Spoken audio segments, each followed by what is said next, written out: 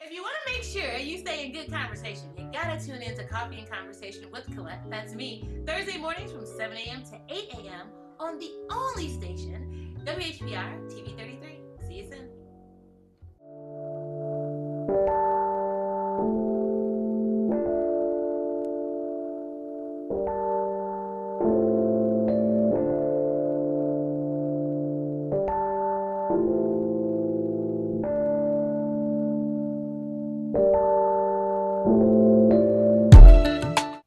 Rise and shine, up and at 'em, and it's an amazing new day. So happy to be here with you. You are officially tuned in to Coffee and Conversation with Collette, and I am Collette. And I did my curtsy, as you know that I do, because that's the way that I show reverence to you. Because you could be anywhere this morning watching anything, tuning into anything, waiting to have the conversation with anyone. And you were so kind as to select and elect WHPR TV 33 and me. So I don't take it for granted, you all. I appreciate that you know that you're going to have a conversation today that is educating us, that is enlightening us, that is empowering us in the midst of everything that is going on. And the truth is, you'd actually want to question if you could be educated, enlightened, and empowered in everything that has been going on in this world. Let me just say that. So much is happening. I want to first say, a good morning and a conversation of support and an energy of love to give to all of those who are still battling with these storms, with these hurricanes, with everything that's happening everywhere. So we have what, Lee, Katie, Irma, Joan, I mean, all kinds of her, just all of the names of Maria, all of them hitting everyone, every part of our society. And I guess part of that's probably what brought me to the conversation today, because I believe that so many of us become so focused on what we think is important. And I just tell you, all you need is that one moment, that one situation that will change your narrative. And so, do you think that the people, because we talk about on this show, we talk about the everyday devastation that those of us are go through, those of us who have to figure out, A, where we're going to lay our heads, what we're going to eat, where we're going to be educated, just the daily life necessities, the water that we drink, great morning to Flint, if it's going to be clean, just those things that we are conscious of that we engage in. Okay, so that's one area. But then those of us right now are dealing with a natural disaster that we have no control over. So you all saw the images of all the people that were still going to the store, still getting plywood, still trying to board up, still trying to be told that if you don't evacuate, there's a potential that you won't live. And then there was a region, Barbuda, and I'm going to give us more information about that region over in the coming weeks, because out of their 300-year history, I've heard that this is the one time that now no one is inhabited on the island. So the whole island was wiped out. And those were people of color that were wiped out, and we don't hear those conversations. And so in the midst of that, and then let me just say a great morning to New Destiny Christian Fellowship and Bishop Sheffield and First Lady Sheffield and all the officers and members and friends and congregants on this last Sunday who were so kind as to extend the invitation for me to give a word on their Women's Day, Wise Women Builders. It was a phenomenal experience.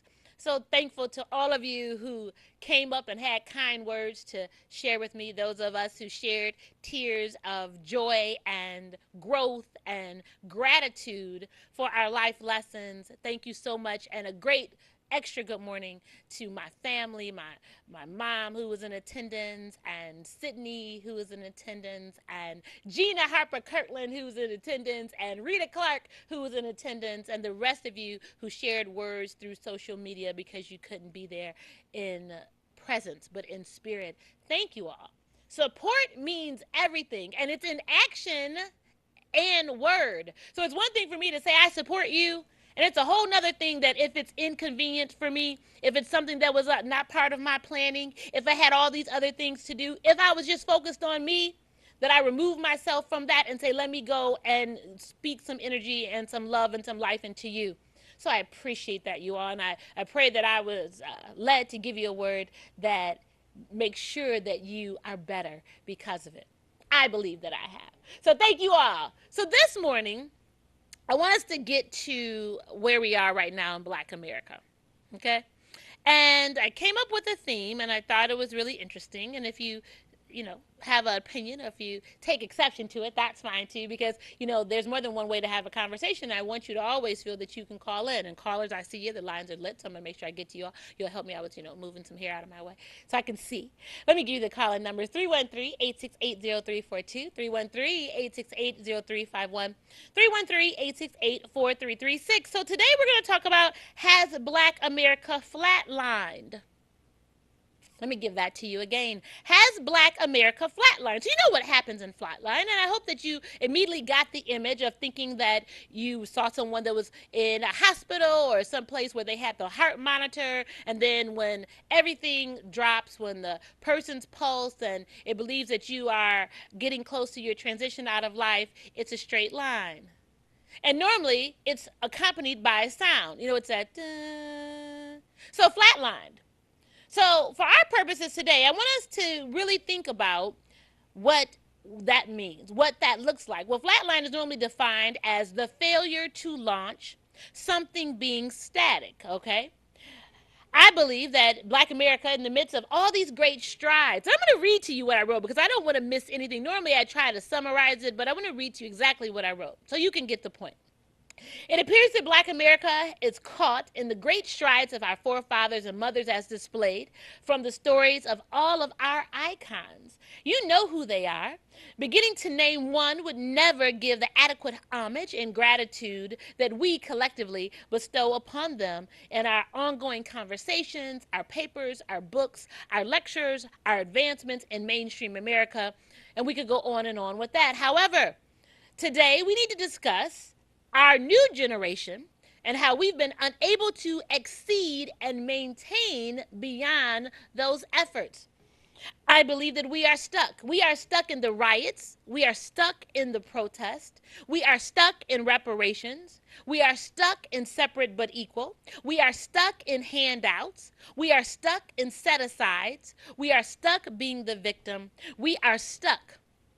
And so I'm proposing to you today that perhaps the legacy is just too much. Perhaps our advancement or perceived acceptance came so much quicker than expected that we both lost momentum and an action plan.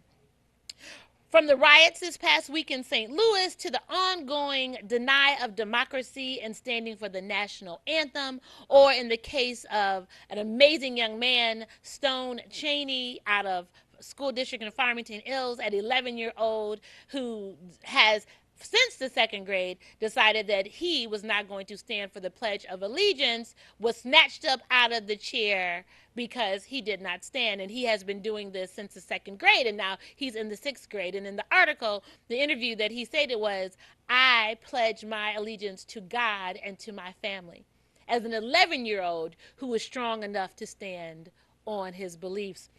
And so that was a side to that. So the deny of democracy and standing for a national anthem, and the fight for adequate housing in Detroit, to the fight for fair auto insurance that is now being said to be an issue of civil rights. How will we move forward? Can we move forward? What is it that is keeping us where we are? Is there perhaps a situation for us that, we're so eloquent in giving the history and the narrative of our leaders.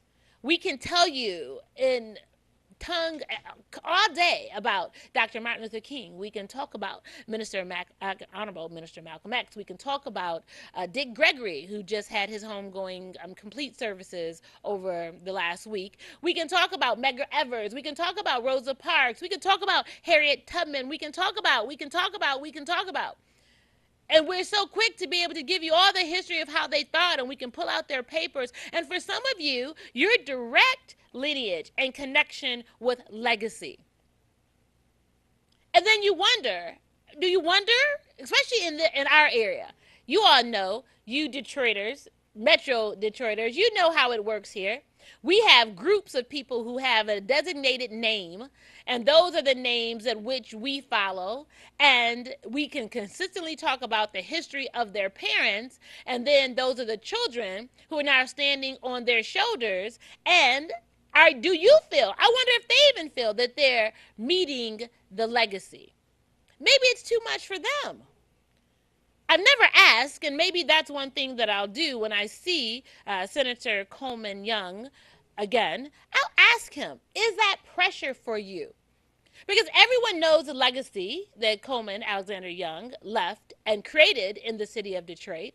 And you wonder, with a namesake and that legacy, then is that the expectation that his son now will do the same thing as the mayor? And is that fair? Or do we even think that way? Do we think that if we elect someone in who has the same name from which we associated with a history and a lineage that was a great time for African and for blacks, for us in Detroit during that time, do we just want to believe that because of the name, his son, will do the same? Is that fair to put that on him? And that's for any elected official that has a name for history. It's no different than Councilwoman Mary Sheffield. I'll be discussing her today because she created some new legislation that's going to address adequate housing as we are thinking about this whole gentrification thing that's happening for the city. Do you think that that's just too much? That sometimes we become so inundated with what our history has showed us or what they consistently tell us is a type of history that we need to emulate, that then we are stuck.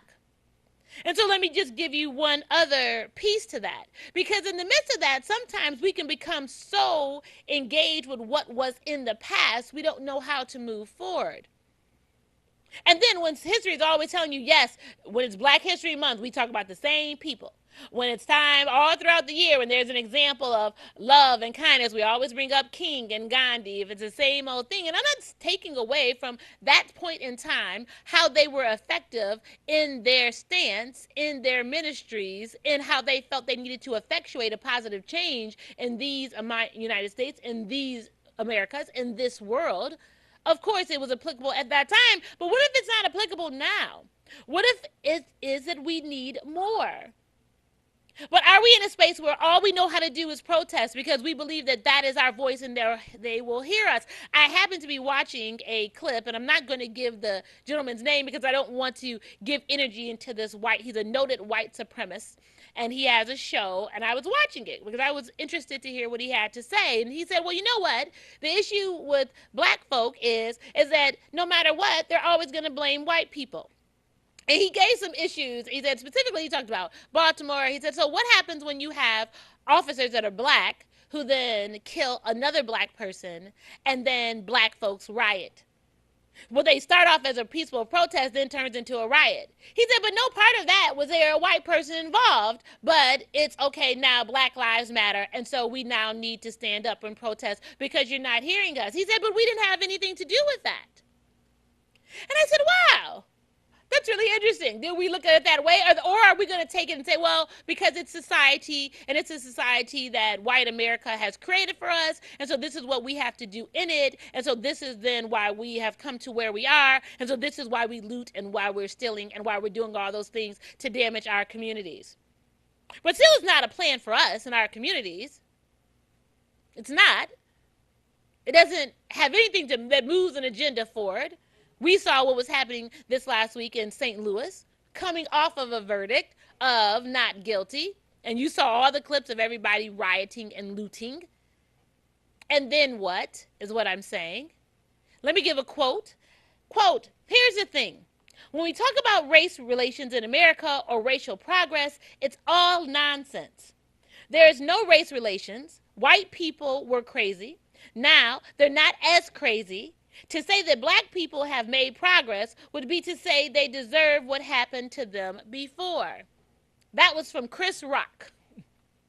So at the end of the day, if we are just stuck in the imagery, we're stuck in the story, we're stuck in the narrative that was given to us, and because it was given to us, we weren't taught how to create something that is better for us, by us, then we can only go. We're the hamster on the wheel, just repeating what was done in the past, thinking that it's going to have the same impact, thinking that people are going to care because we protest, because they hear our voice, and no actions have ever shown that they care. They consistently have shown that they don't care. They're not going to change the policy. And then those who look like us, who are in those states of authority, those positions of authority, how do we hold them accountable? I mean, do you all have a problem? And I have this great clip and calls I see, and then I'm going to go to the line. Do you all have a problem that all we seem to know how to do really well is kick it? We know how to party. We know how to throw a good event. You all know right now people are heading to D.C. for the Congressional Black Caucus big weekend celebration. And then what are we going to do? They're going to talk and have some big parties, and we're going to have some symposiums and some workshops to talk about what we're supposed to do or talk about what we could do, and then we're not doing it. We still haven't done it. It does not happen, but we're going to use these monies to kick it. That's what's important to us.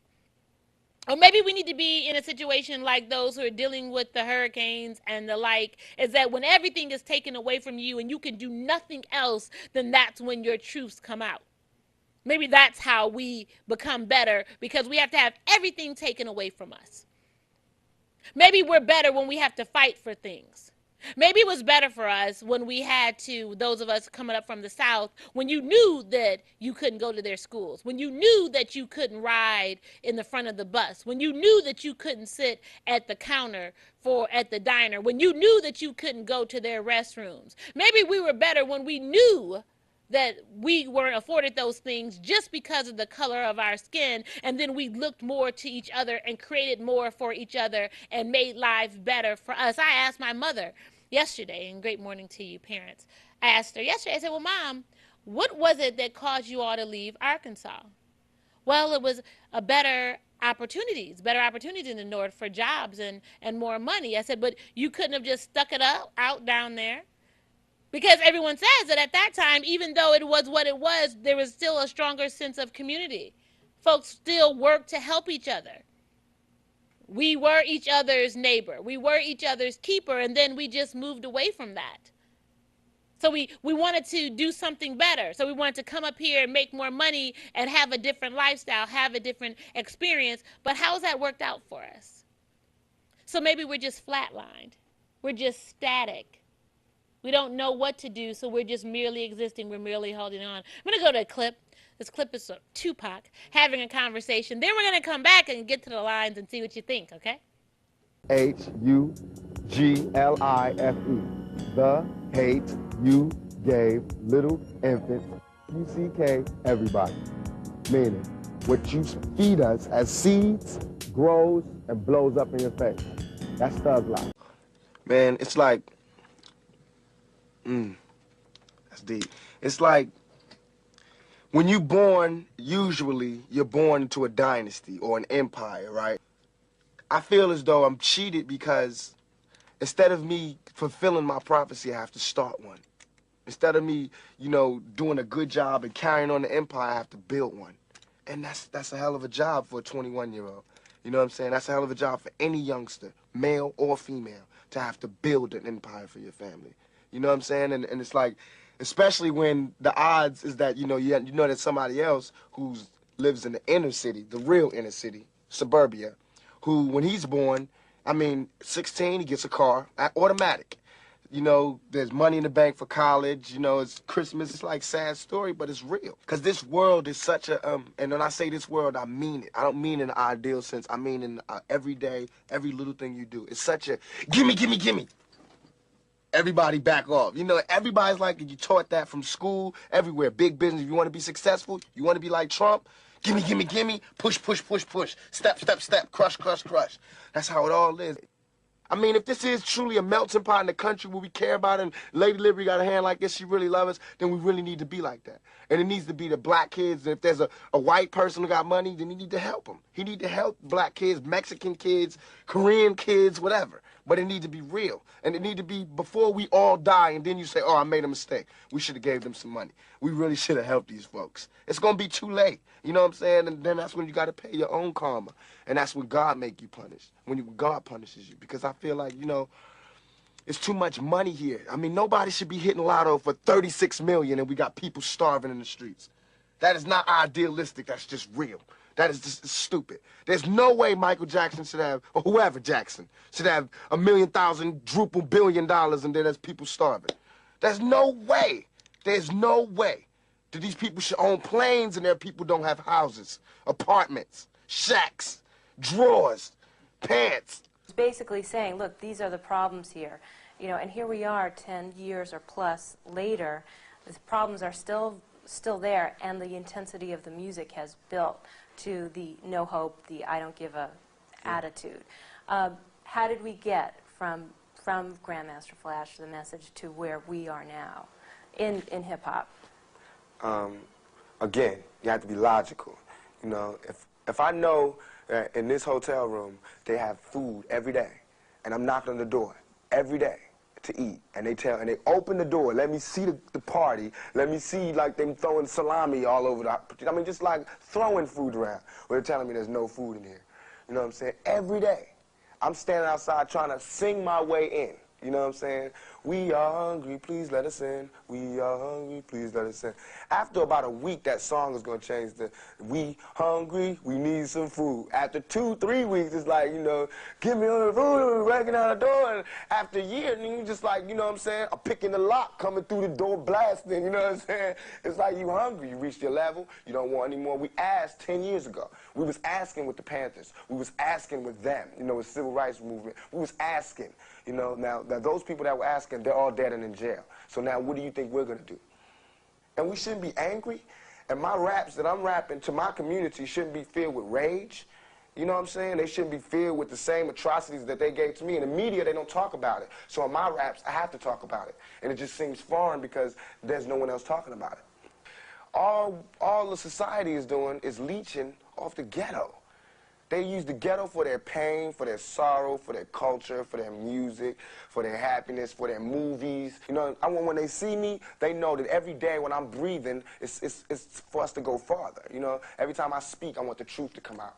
You know what I'm saying? Every time I speak, I want to shiver. You know, I don't want them to be like, they know what I'm going to say because it's polite. They know what I'm going to say.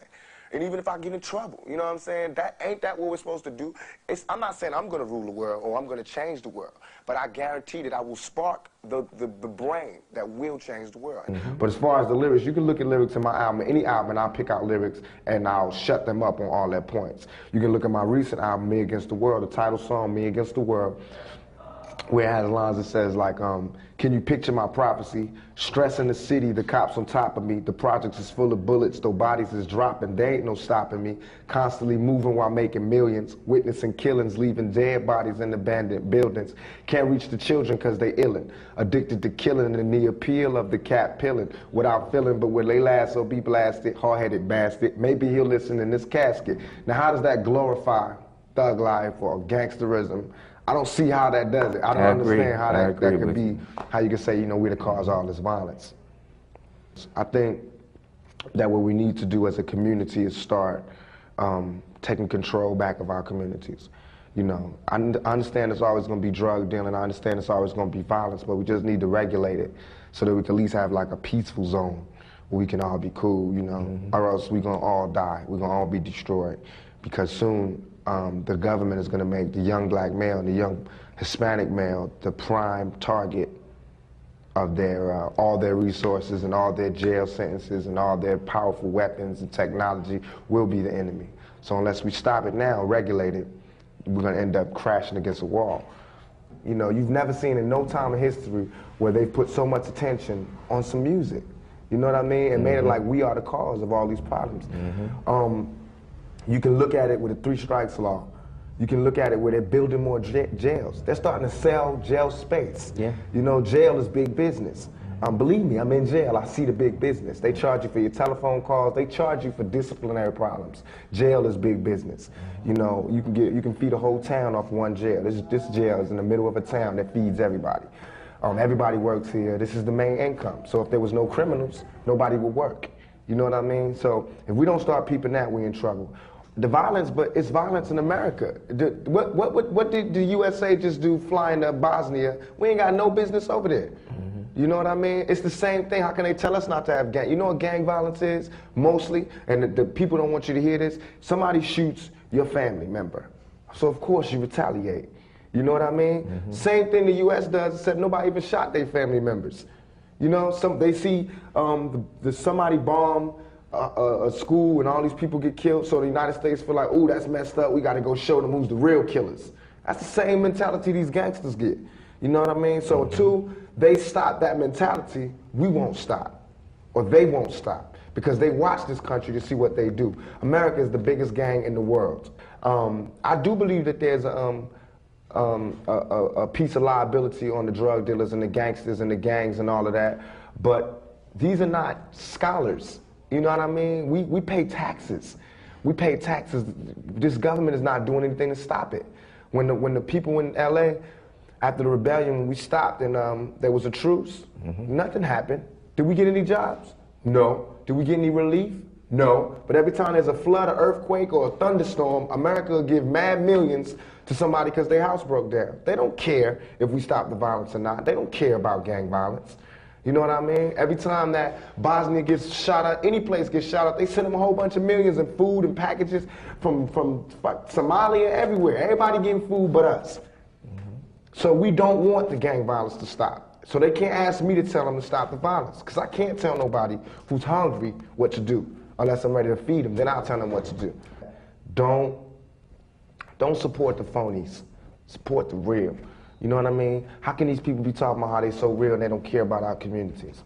How can they be talking about what they, all this, you know, the hood, blah, blah, blah, blah. They don't care about our communities. You know what I mean? Listen to the words that people say in their lyrics and tell me if that's some real, if that's real to you. You know what I mean? Listen to what they saying. Don't just bob your head to the beat. Peep the game and listen to what I'm saying and hold us accountable for it. You know what I mean? Thug Life, I've been getting the blame for everything that Thug Life ever did. Everything that anybody can say Thug Life, and then it always comes back to me. I done had policemen get killed, and I get blamed for it, and you know, all type of violence, and I get blamed for it. And I want to say that, you know, I didn't create Thug Life. I diagnosed it. You know, just like if a doctor says this is the AIDS virus, he didn't make AIDS. He diagnosed it. You know what I mean? He won't be held responsible for every AIDS case. You know, if anything, he's bringing you information on maybe finding a cure. I felt as though that's the same thing I did for Thug Life. Viewing that clip, I want to thank, of course, Tupac. I believe that he was so ahead of his time. Just a brilliant man who was so misunderstood. And I think a lot of the imagery that we saw in the media was, for us, black folk, I don't want to say against him, but black folk who didn't want to take the time to understand what he was saying because it would give us some truths that we didn't want to really address. But if you didn't take anything out of that segment, and it was a 9-minute segment, I was very clear about what I was sharing with you because I wanted you to get it in its entirety, is that in the midst of it, the ghetto, everyone leeches off of the ghetto. Did you hear that?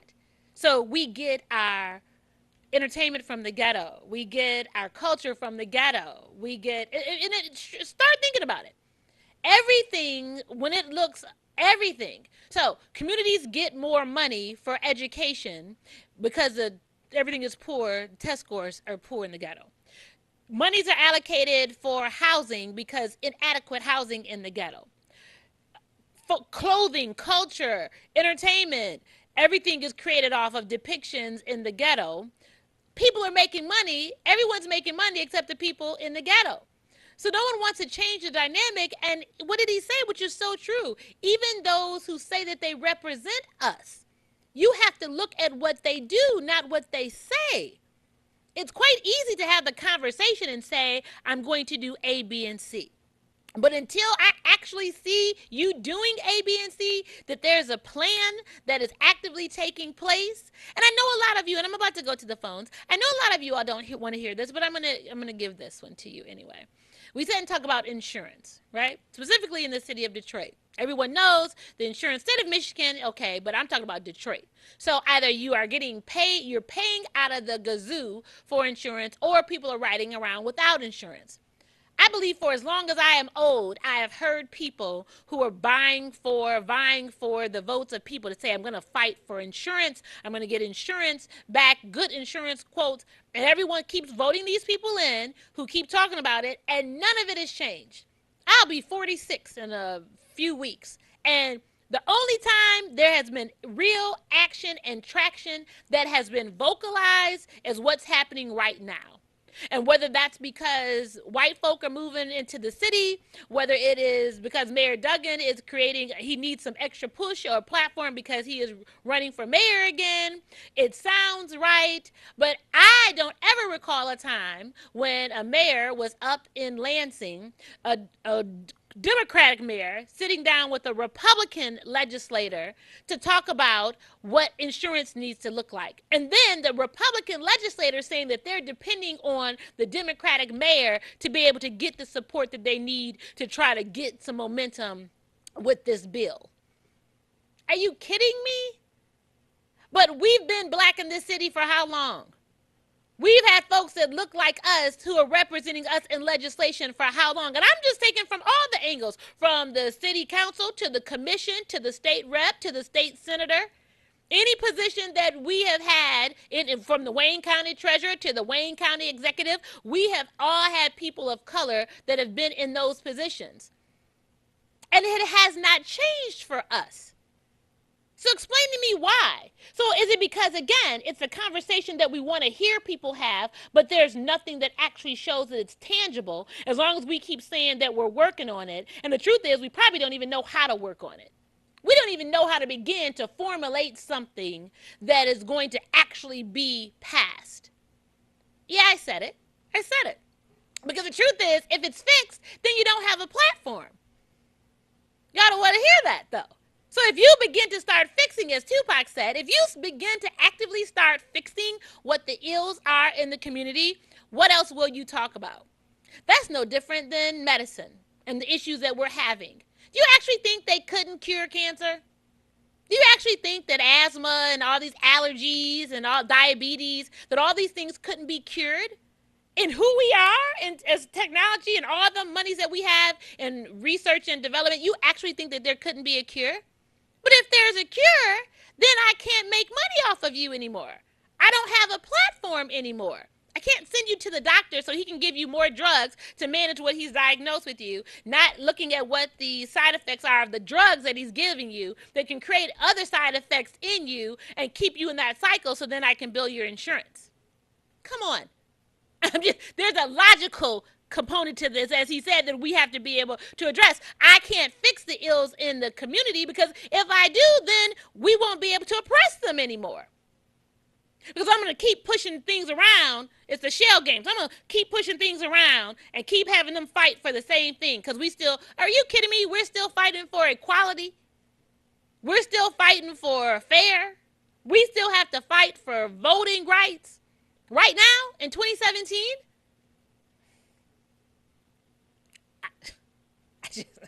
it has to be different. We have to create a different narrative. I'm going to go to lines. I appreciate your patience. Thanks for holding on. Great morning to you.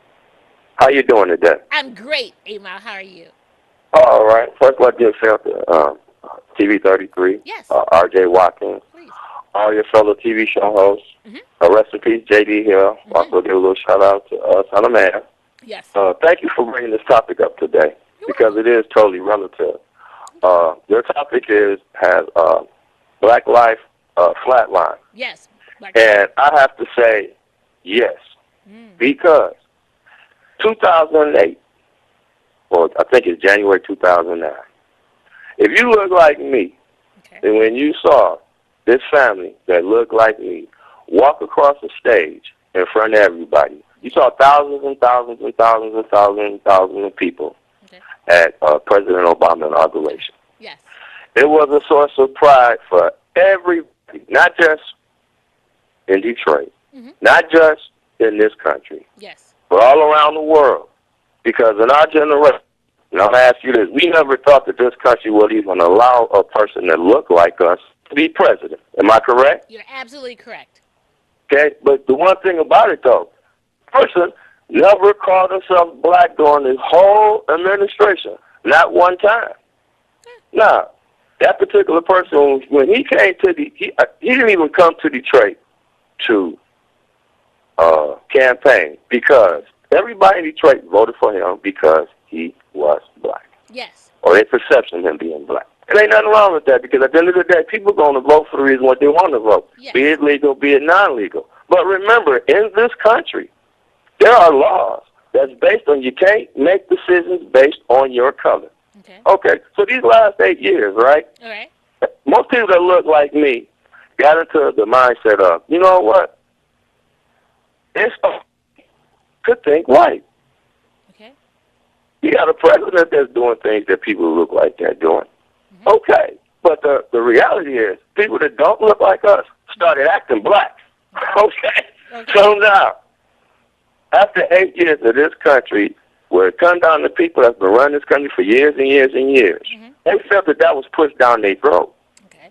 So now, one term that you really did not hear publicly during the last 4 years during the Obama administration, you never really heard people described as white. You didn't hear that. Okay. Now, that's the number one thing that you can do. Now, mind you, me personally, I'm colorblind. I don't judge the people, I judge the person. Okay. But right now, when it really comes down to black America, you look at any of the top 25 cities, any of us can be arrested for no reason. Any of us could be ostracized for no reason. Any of us could have our family broke up. We can even die.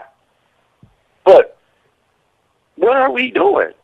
The people that look like us. I'm not talking about this, that immediate situation in your city. Because if I'm not mistaken, ever since the race riots in Benton Harbor, race riots in Memphis, race riots in Ferguson, race riots in St. Louis, race riots in Baltimore. To this day, there's been a race riot. All these race riots happen either right before or during or after Obama administration. What has been done? Nothing. Not one thing.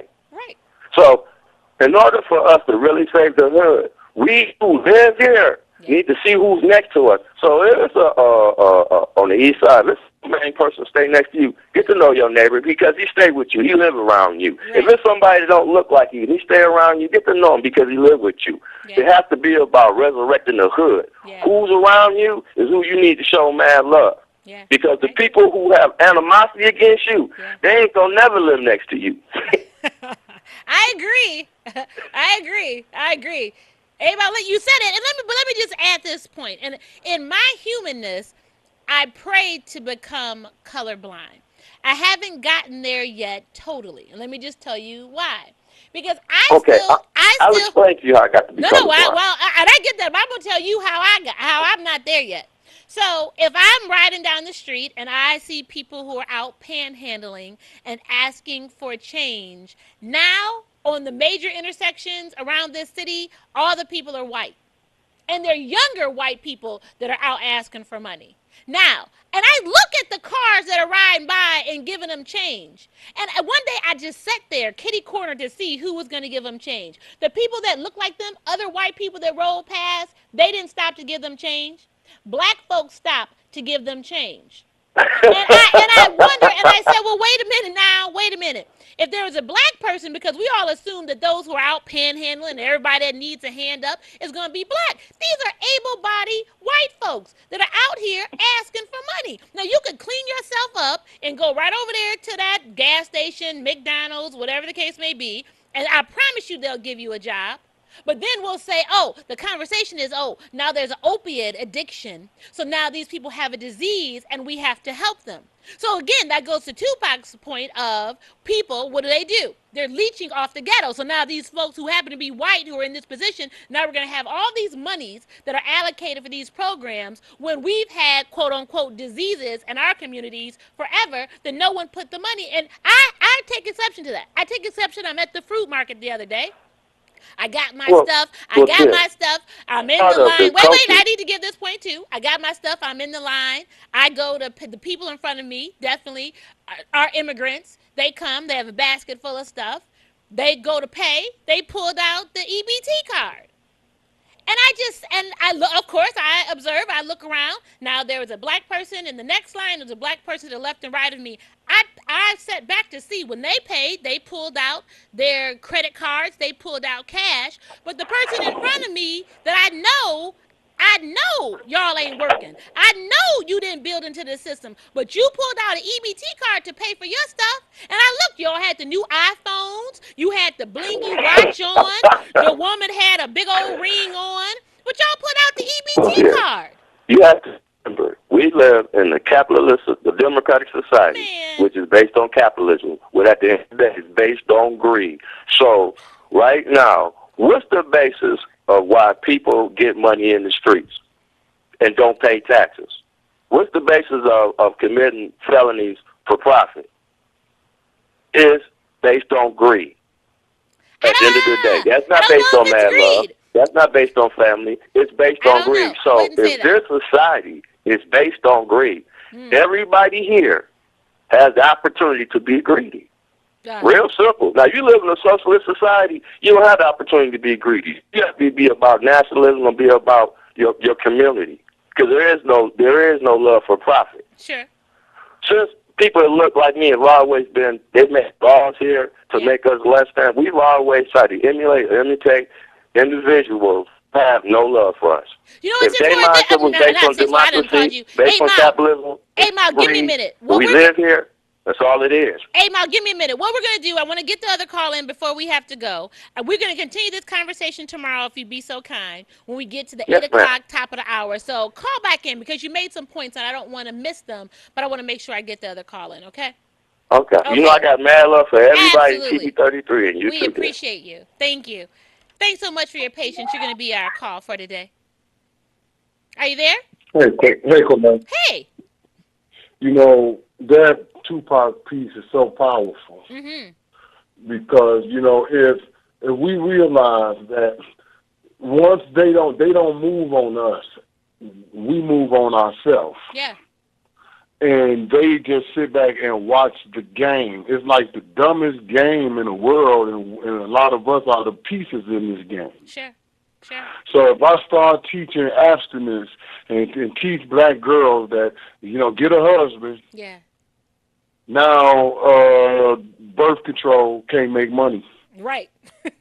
Right. If I teach the black man that don't kill himself and his brothers, now the prison system can't make money. Yes. People have to understand who is going to replace us in that web that's created. Yeah. They're not going to do it to the Chinese children. No. They're not going to do it to the Indian children. No. Who I might point to may be some of your biggest conspirators in all of what's going on. Because at the end of the day, we see what we think is white supremacy at work, but look at who's the biggest beneficiaries of it. Yeah. If we want to say downtown is white supremacy, go down there and look who's the biggest beneficiary of that. That's who really runs it. But let me just say this though. But stay right there, and we're going to continue this conversation tomorrow. But just stay right there. I was having a conversation with a guy pretty much on the lines that we're talking about right now yesterday, and so I asked that in the midst of all of this, if we understand all of it for what it is right now, how do we make it work for us? So everyone, downtown is exactly what it is. It will continue to be what it is. It's going to continue to grow and add all these different arms and legs, and it's going to create this phenomenal entity, and that's what it's going to be. And we're not stopping that.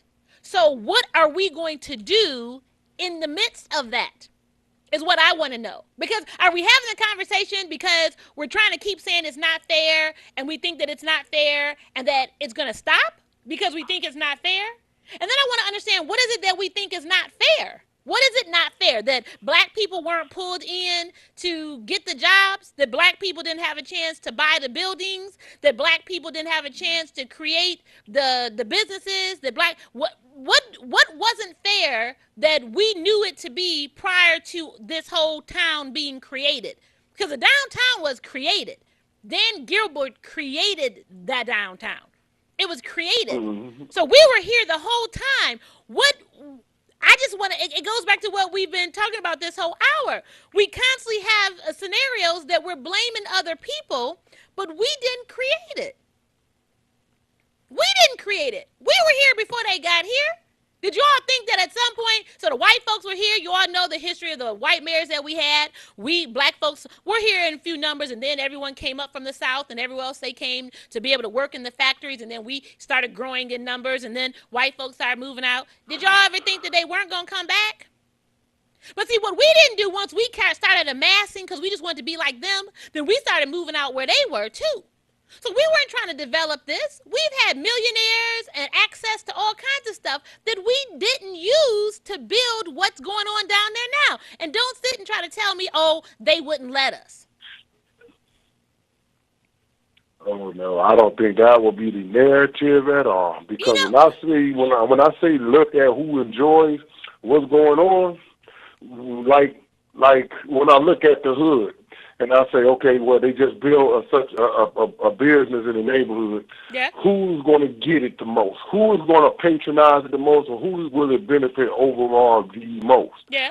Then that's the entity that we're really dealing with, not the people that we are looking at. So you say see, there. So because that's I not the look entity. at the relationships. I'm just looking at these new form relationships with these new nationalities. I'm looking at more Chinese on our police force now. Have you noticed that? It tripped me out the other day. We had an emergency on our block, and when the police pulled up, out of 10 cops, 7 of them were Asian, were Oriental. Really? Well, let me just say this much, because Yes. I never even see the police. So I'm glad that you even see the police, because I don't even see the police unless I'm in the downtown vicinity. If I'm in a downtown, midtown, Corktown area, I see police. When I am everywhere else, I don't see police. So it's interesting that you see the police, and now they're boasting of a whole new nationality. That's really interesting.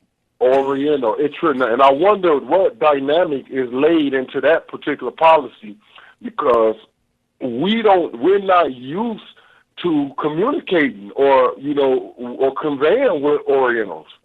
No. And now they're the police. Yeah. Wow. Yeah.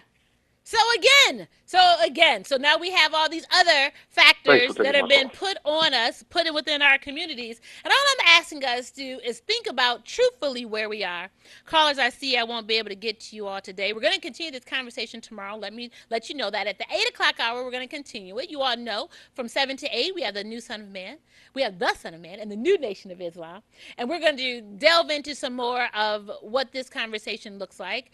I just don't want us to be remiss with where we are. I don't want us to have the wrong narrative, because we can be better. We just have to decide that we want to be better, and we have to do it a different way. Period. We have to commit to doing it a different way and realize that the legacy that we've had is what the shoulders that we stand on. But in order to go further, it has to be done a different way. That's our time for today. I appreciate you all. I hope you've gotten something to think about. Look forward to having the continued conversation tomorrow. Whatever you do, make sure that you are kind and compassionate in your thoughts and deeds to each other, because the same person that you are interacting with might just one day be you. Have an amazing day. See you tomorrow.